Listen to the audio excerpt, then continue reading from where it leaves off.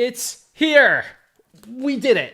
The final Exploding Kittens board game after more than a year of development. I can't believe I'm holding this thing in my hands. This is the absolute final product. You've seen the whole saga. You've seen from those early scraps of paper where we started, where this was just a twinkle in my eye. This is the very first Exploding Kittens board game. And now we finally ended up at this beautiful, glorious thing that does everything I wanted it to do.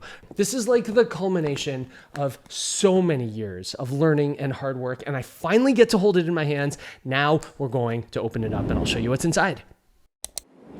Is this my first time opening the Exploding Kittens? Yeah, this is my first time ever opening an Exploding Kittens board game. Coming right up. There we go. Oh, it's very exciting. It's got that new game smell. I'm not sure that's a thing. Ah, so glorious. When we talked about box design, we talked about all the work the side of the box has to do. This does that. We talked about the front of the box, getting you to flip over the box. It does all of that perfectly. We've got like the little call out here talking about the board flip. I hope the camera picks up what's happening with the flames. I love these flames because this thing is going to sit on a shelf. And as people walk by, the flames are going to do their thing. You don't have to tilt the box. You are doing the tilting by walking by. And all the other games sit there in their boring, kind of like non-moving existence. And our box has animated flames as you walk by. So, just so excited about this box. On the back of the box, it jumps you right into why this thing is extraordinary. You feel like you would do really good at this game, even though you don't actually know how to play. Okay, now I guess we're going to open it up and I'm going to show you what's inside. This is the Exploding Kittens board game unboxing.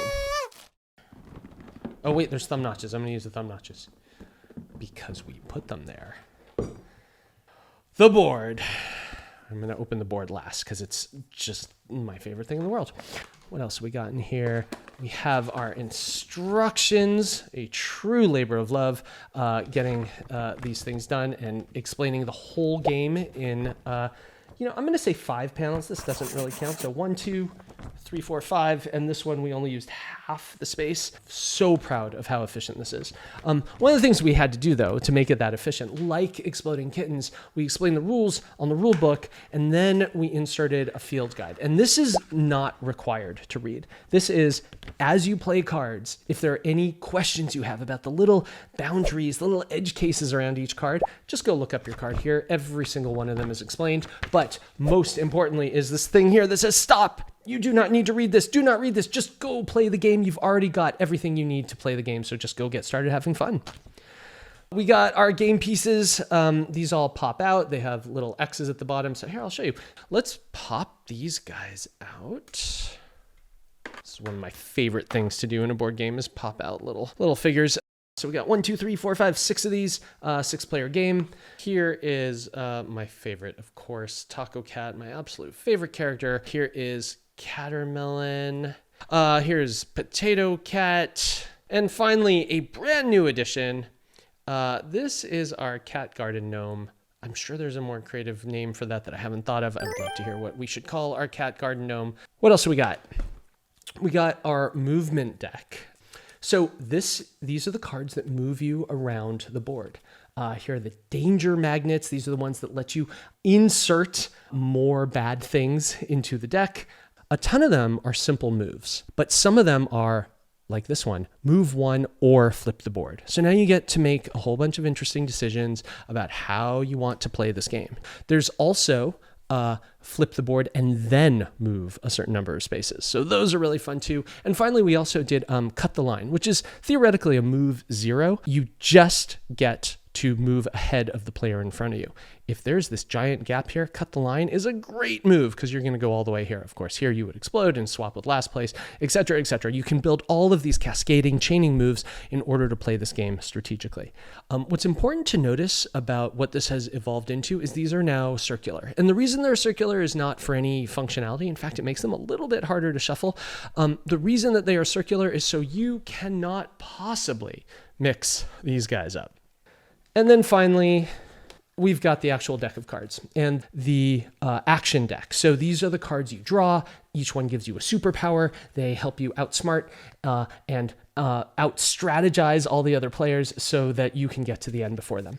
There's a whole bunch of cards in here that you will have never seen before. There's a few that you have seen, like Diffuse and See the Future, which have perfect functionality for this game, because oftentimes you want to diffuse an exploding kitten, and oftentimes you want to see the future. But then there's a whole bunch of new ones that you've never seen before. Now let's talk about the actual board. Check this out. This is the first one that has ever worked in its magnetized form. So here is the normal one. This is the blue side of the board. Everything's very calm. And of course, see this little magnet? That's the magnet. Here it is, flipping into hell mode. Oh my goodness, first time out of the box. Look at that thing. So happy with how this turned out. Notice that the board magnetized itself on this side, so I don't need to hold it flat anymore. Notice all the glorious 3D elements, and more important, watch the spaces on the board as I flip it. Watch every space change as we flip the board. Come on.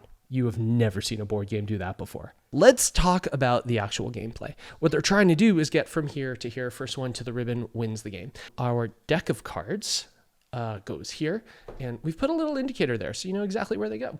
This is where the discard pile goes.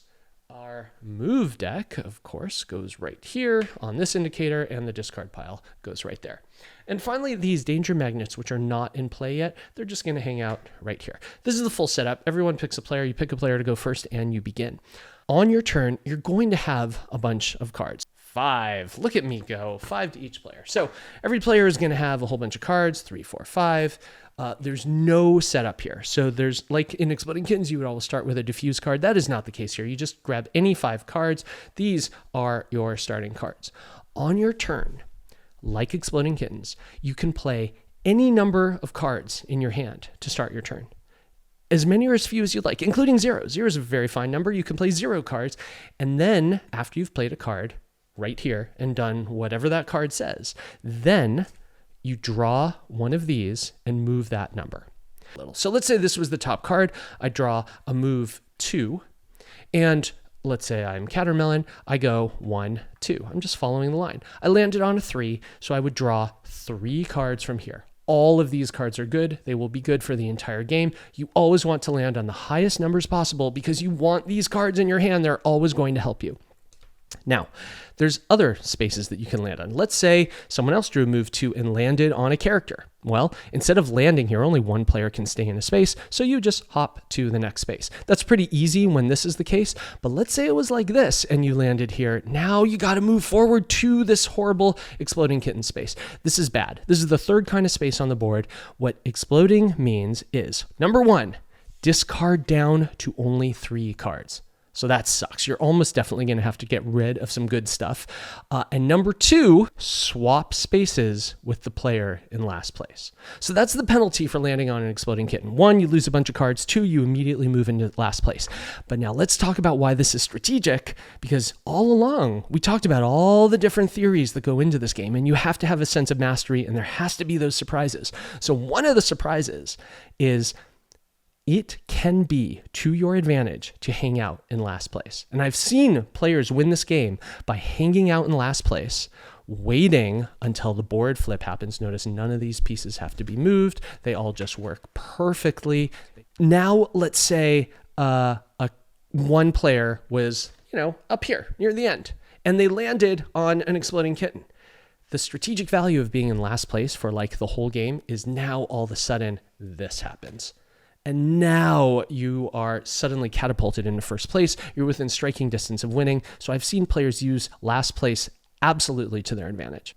Now let's talk about these danger magnets. There are these certain cards in the deck right here, the add a magnet card. If you have this card in your hand, you can play it at any time, right? It has this little now designation, meaning you can play it even if it's not your turn.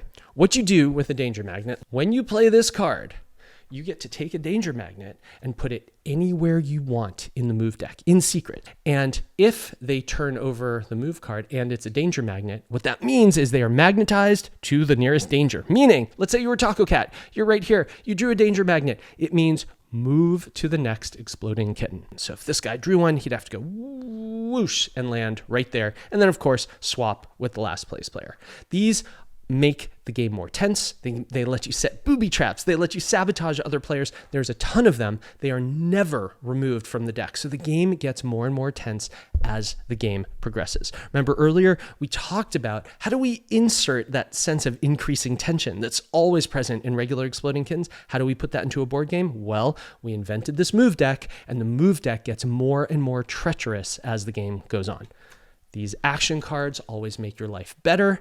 These move cards potentially make your life better, but there's always a risk of drawing a move card and landing on an exploding kitten. So that's the balance of the game. That is this careful line that we have to tiptoe between letting players make progress and also constantly moving them back. The game always rewards last place players, so you never feel like you've fallen too far behind, because at any moment, especially in hell mode, someone could explode. Someone could get catapulted back to the end of the line, and you, who spent all your time in last place, could suddenly end up in the win position and win the whole game. Thank you so much for coming on this journey with me. You got to see every step of the way. I'm not sure anyone's ever given just public access to the full development of something this ambitious before. This has been the culmination of so many years of learning and experimenting and building a team and finally getting to this glorious, glorious state. I cannot wait to hear what you think of this game. I cannot wait for you to play it. I cannot wait for you to leave your comments about how it went. Maybe you found some broken stuff. I would be kind of heartbroken, but if you did, I still want to hear about it. Leave me comments. Let's talk about it. We finally got this thing out the door, and I cannot wait for you to love this as much as I do. This is where I'm supposed to say like and subscribe, because everyone keeps telling me that unless I say like and subscribe, you don't like and subscribe. So like and subscribe.